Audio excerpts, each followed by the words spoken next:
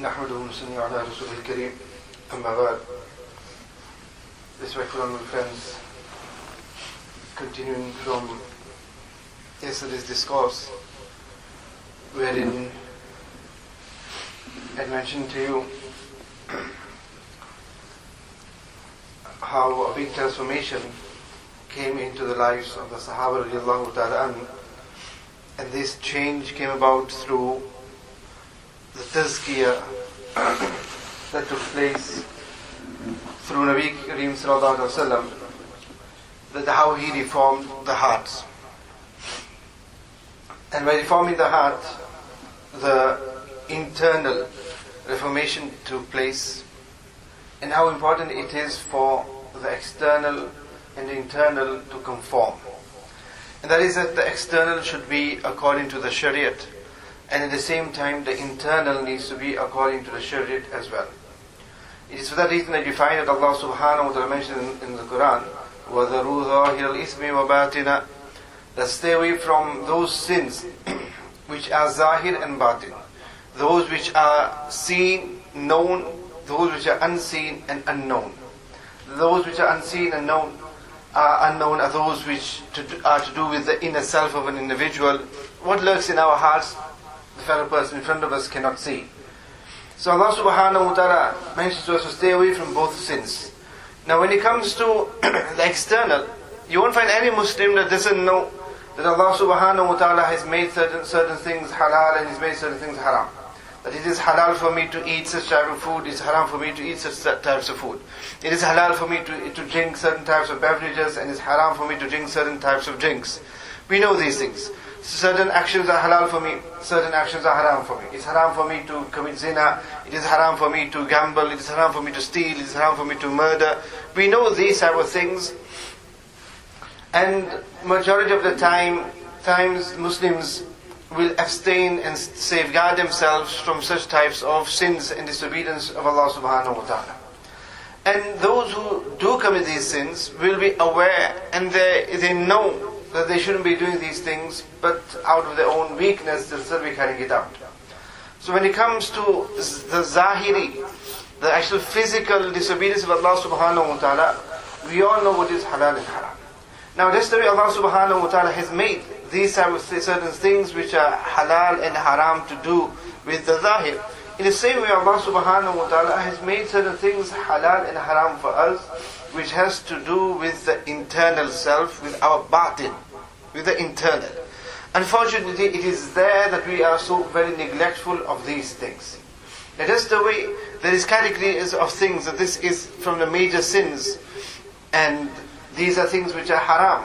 In the same way, there are certain things which are to do with the internal self of an individual, and Allah subhanahu wa ta'ala has made these things haram upon us.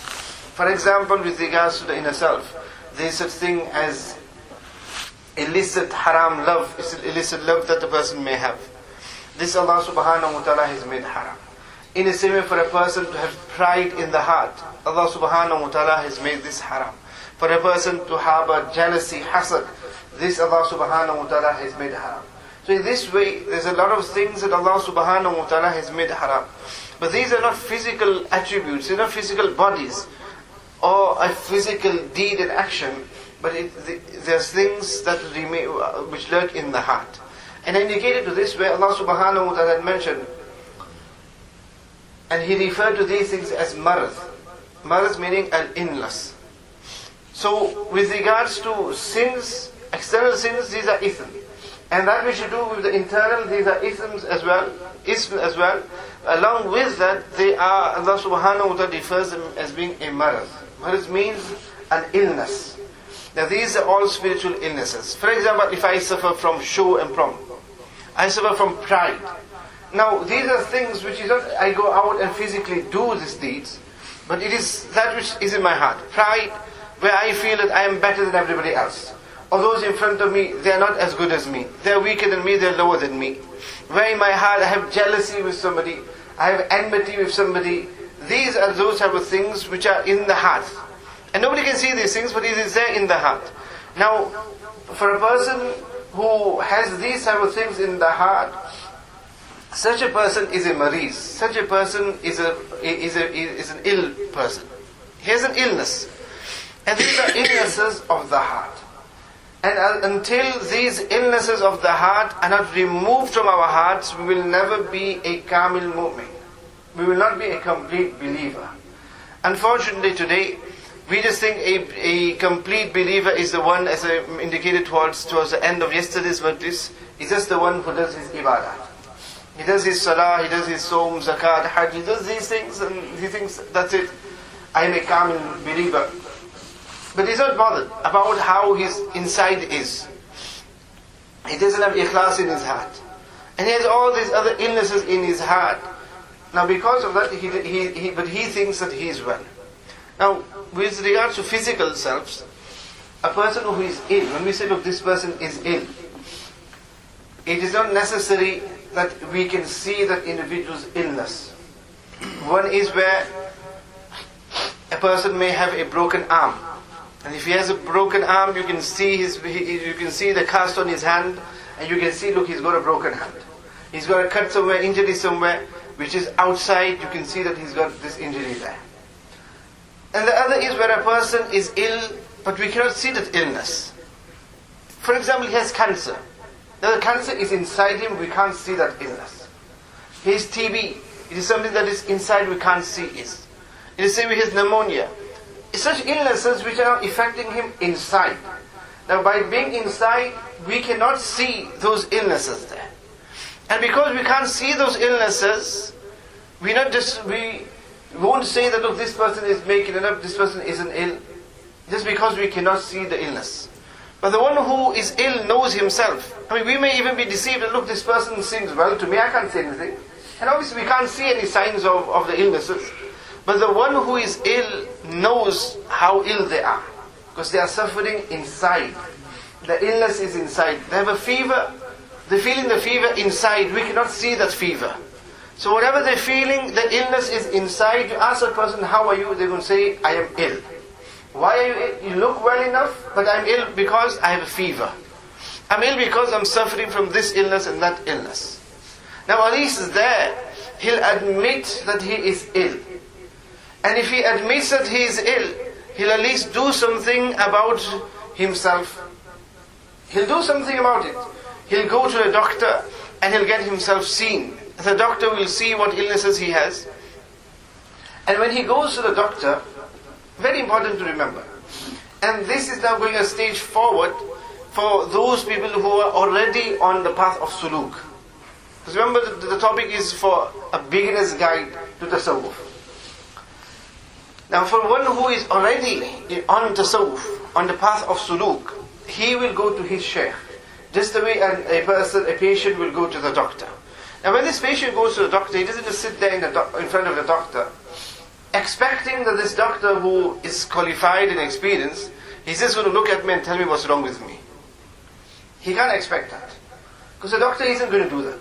Yes, there may be certain signs, symptoms, which a doctor can see from the eyes, from the complexion, and he may be able to say from that or understand from that, look, this person is suffering from this and that. But more than that, it is the duty of the patient that the patient says, look, this is what I'm suffering from. This is what I'm suffering from. In the morning I feel like this, in the afternoons I feel like this, or I feel like this before food, I feel like this after food, this is how I'm feeling. According to that, the doctor will understand what illnesses he has. In the same way, when a person goes to the shaykh, do not expect that we'll just go to the shaykh and the shaykh is just going to tell us, looking at us, what is wrong with us. That's not going to happen. We need to tell the shaykh, look, this is what I'm suffering from. And accordingly, the shaykh is going to diagnose. Just the way a person goes to that doctor and says, this is what I'm suffering from, accordingly, he's going to give you medication. For a certain illness, he'll give you a different medication to another illness. According to the illness, he's going to then treat you. In the same way with regards to the spiritual illnesses, the doctor or our shaykh is going to treat us accordingly. And this way with regards to physical illnesses, there may be certain illnesses by seeing the complexion of the eyes or the complexion of the face, the doctor may be able to understand that this person is ill. Person has yellow jaundice. you can see in the eyes and on the complexion, and you know immediately this is where he's suffering from. Yes, there are times when certain sins and certain illnesses are such that they become evident from the eyes and the complexion, which a shaykh can even perceive. For that reason, one occasion a companion, somebody came in the company of Sayyidina Abu Bakr Siddiq radiallahu ta'ala an, to which he mentioned that what is it with the people that they come into the gathering after having committed zina of the eyes. And he perceived this from the zahir of that individual. This way the doctor can see certain illnesses from the eyes of the patient. So, as I mentioned to you, that when a person is suffering inside, internally, they know that they are suffering and they know they have this illness. And when they know they have this illness, they'll go and do something about it. All of us sat here and listening at home. There is nobody here at all that doesn't suffer from spiritual illnesses. Not a single person. Not a single person. Otherwise you wouldn't be a human being, you would have been an angel. If you claim and feel, no, I'm free from all these things, then you're not a human being, you're an angel. Because it is impossible. This is how Allah subhanahu wa ta'ala has created human beings. So there is nobody whatsoever who doesn't suffer from spiritual illnesses, just the way a person can be very fit and healthy. No matter how fit and healthy it is, it doesn't mean that you won't become ill. You'll still become ill. And at times there are certain illnesses that a person has, despite the fact that they're fit and healthy. In the same way, each and every single one of us suffers from spiritual illnesses, albeit everybody's spiritual illnesses may differ from one another. People suffer from different illnesses. Somebody has this, somebody has that. Somebody may have pride, another person doesn't have pride. But instead of pride, he doesn't have pride, but he has love for the world. He has love for name and fame. Somebody else, he doesn't have jealousy with anybody else. But at the same time, he has enmity with somebody else. So the illnesses that lurk within the heart are going to be different in every individual. But we still suffer from it. And as long as we suffer with this, and we don't do anything about it, we will never be kamil believers, we will never be complete believers. We will only be kamil, complete believers when our external and our internal conform with the shariat and conform to that which Allah subhanahu wa ta'ala wants. It is for that reason that Allah subhanahu wa ta'ala mentions قَدْ أَفْلَحَ مَنْ زَكَّاهَا وَقَدْ خَابَ مَنْ دَسَّاهَا. That قَدْ أَفْلَحَ مَنْ زَكَّاهَا, that the one who has made his tazkiyah, who has purified him, قَدْ أَفْلَحَ, indeed he has attained success. وَقَدْ خَابَ مَنْ دَسَّاهَا. And the one who hasn't, the one who has remained in this state of illness, then he has attained destruction. And this is what we all want. We all want what? We all want success. And Allah subhanahu wa ta'ala, success is the one who قَدْ أَفْلَحَ مَنْ زَكَّاهَا مَنْ زَكَّاهَا. The one who has purified him, who has reformed himself, he is the one who has acquired success. So tazkiyah is very, very important. And this tazkiyah cannot take place on its own. Remember that as well. Because if it did take place on its own, then Allah subhanahu wa ta'ala would not have sent Nabi Karim sallallahu alayhi wa sallam to وَيُزَكِّيهِمْ, to do the tazkiyah of the Sahaba. But rather it would have been a case of just a command of Allah, that reform yourselves. As Allah subhanahu wa ta'ala says, وَقِيمُوا الصَّلَاةَ وَآتُوا الزَّكَاةَ, that perform the salah, establish the salah, give the zakat. Because it's a command that we can carry out ourselves. We don't need somebody to hold our hands and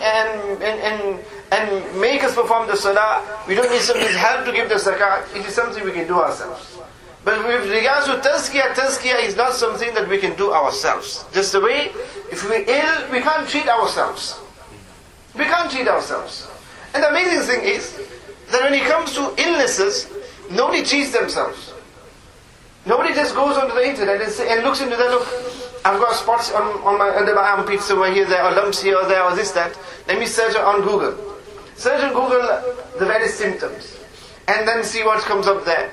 Now, under one symptom, you're going to have about 10, 15 or 20 odd different illnesses. So he doesn't go and try all of those and see what's written there and see what medication has been written there. So now let me go to pharmacy and get my own medicine from there. Nobody does that at all. Nobody does that at all.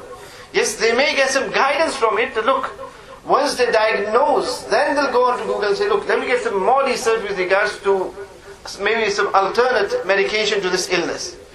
But they don't diagnose themselves by going onto the internet. What do? They'll go to the doctor and speak to the doctor, look, I want expert opinion here. So they don't treat themselves, but they'll go to the doctor and mention to him, this is the illness I have, and see what prescription he gives and what advice he gives. So for our health, we are so punctual and bothered about it. But then when it comes to our spiritual selves, there either we're not bothered at all, or there we think, never mind, let me go on as many websites as possible where there is mention of Tasawwuf and Suluk, and just read various articles and just go to the internet. Remember, by taking back to Google, you're not going to get to Islah then. You can't get to Islah then. Google cannot make your Islah. And at the same time, Google cannot make your Islah. And at the same time, you cannot make your Islah yourself by reading all the books of Tasawwuf. And this is a great hindrance, where a person feels that no, why should I become close to a shaykh or appoint somebody to be my shaykh? Instead, let me just read books and books and books of Tasawwuf. And in doing so, what happens is they read so many books of Tasawwuf, that at the end of it, what happens is the mind just gets messed up. Because they can't understand these things. They can't understand what's in those books. Because you have to remember that there are such type of things that you need to reach. Look, the author of a lot of the books, Imam Ghazali rahimahullah, a lot of his books are in English and people read them.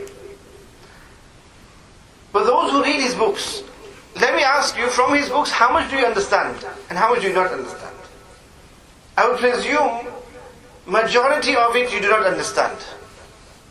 If I'm honest enough, majority of it we probably do not understand. And in a lot of it we may have objections as well. No, this doesn't make sense. Oh no, this is wrong, this is kufr. No, this is shirk, this is wrong, what is he on about here? We have these type of doubts and we have these questions. The reason being is that we have still not reached those levels of suluk, and that understanding of tasawwuf which these people had, and it was on that level that they wrote these books. That's why. And it is for that reason that these books cannot help us at all. And for that what we need is somebody who will mention tasawwuf to us, present tasawwuf to us on our level.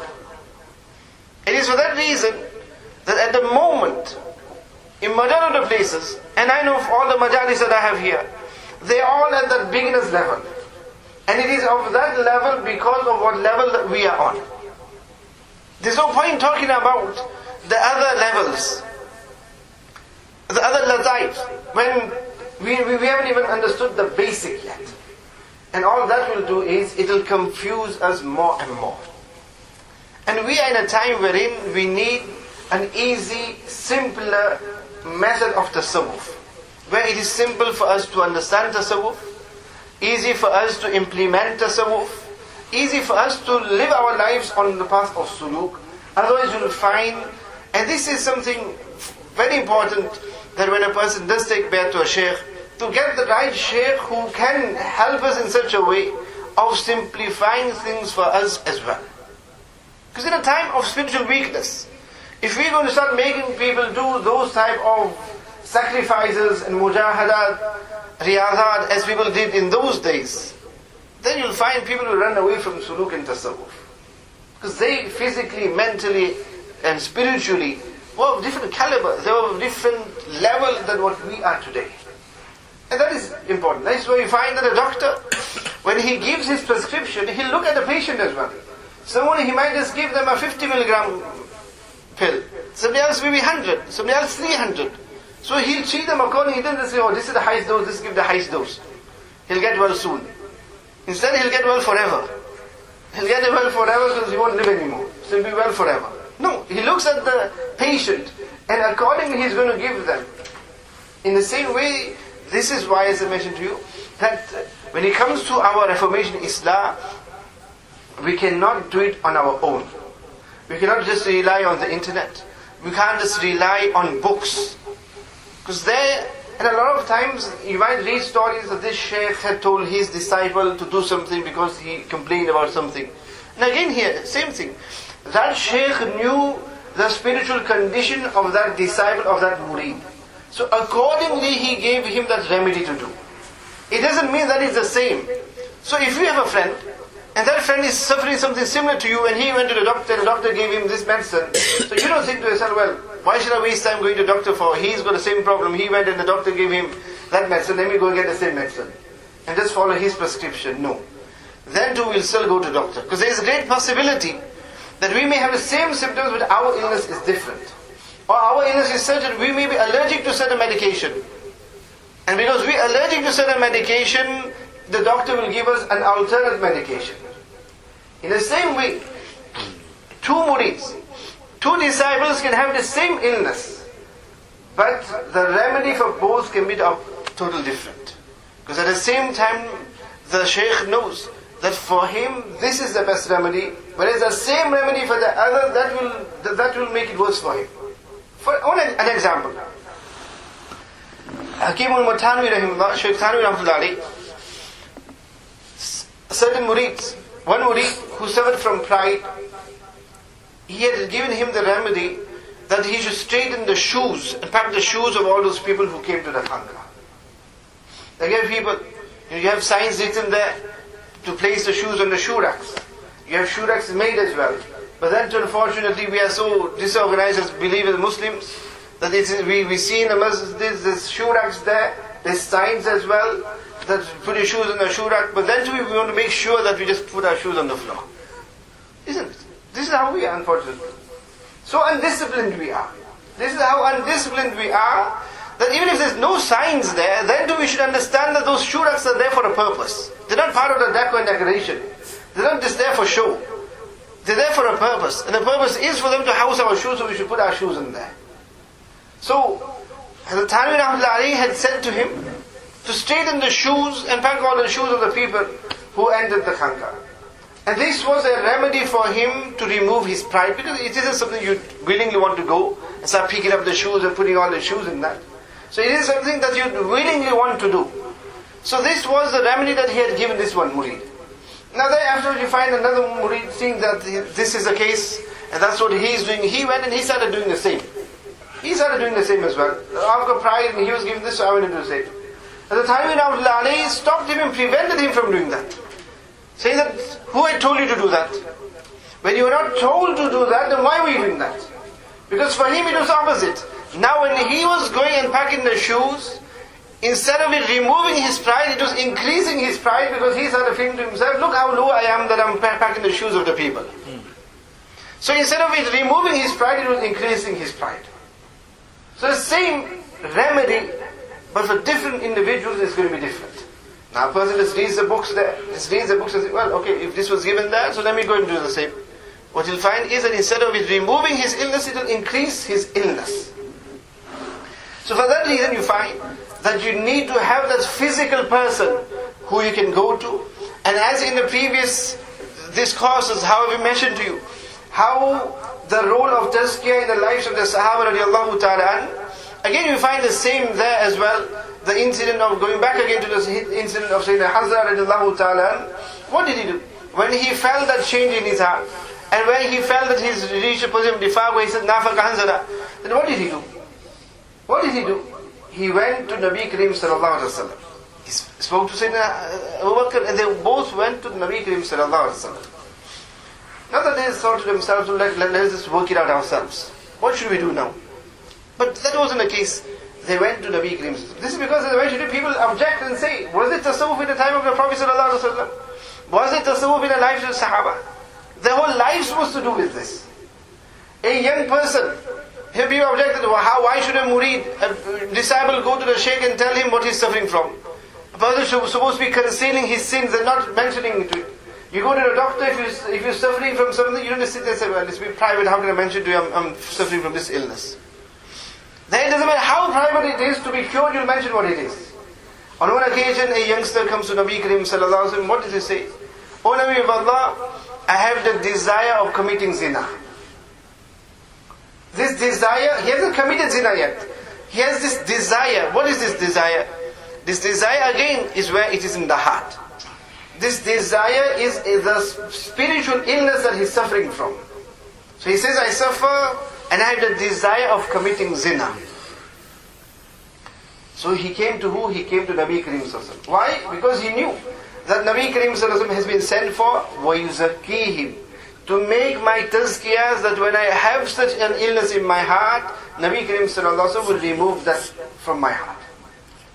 And Nabi Kareem Sallallahu Alaihi Wasallam, his mission was وَيُزَكِّيهِمْ. And when his mission was وَيُزَكِّيهِمْ, Allah subhanahu wa ta'ala gave him the ability of doing the tazkiyah. And we all know, as I mentioned to you in one of the early discourses, that the Sahaba reached that position because of the tazkiyah of Nabi Kareem Sallallahu Alaihi Wasallam, because their Shaykh was the Prophet of Allah.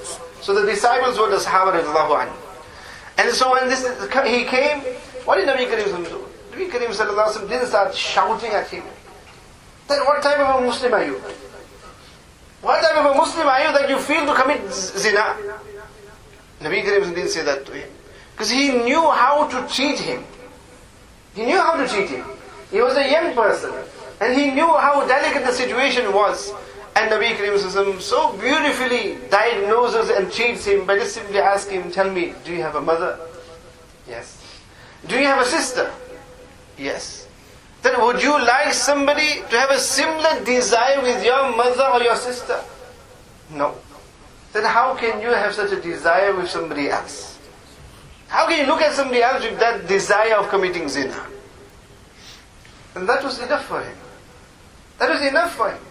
And then Nabi Kareem Sallallahu Alaihi Wasallam gave him a bit of a punch on the chest. A bit of a spiritual boost. Why? To start off his spiritual heart.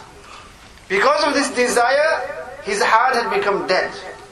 So Nabi Kareem Sallallahu Alaihi Wasallam hit him on the chest to give that spiritual boost again, to revive. When a person loses, when a person has a fall or something, and now you need to start giving them first aid in that. So in the same way, Nabi Kareem Sallallahu Alaihi Wasallam had to revive his heart.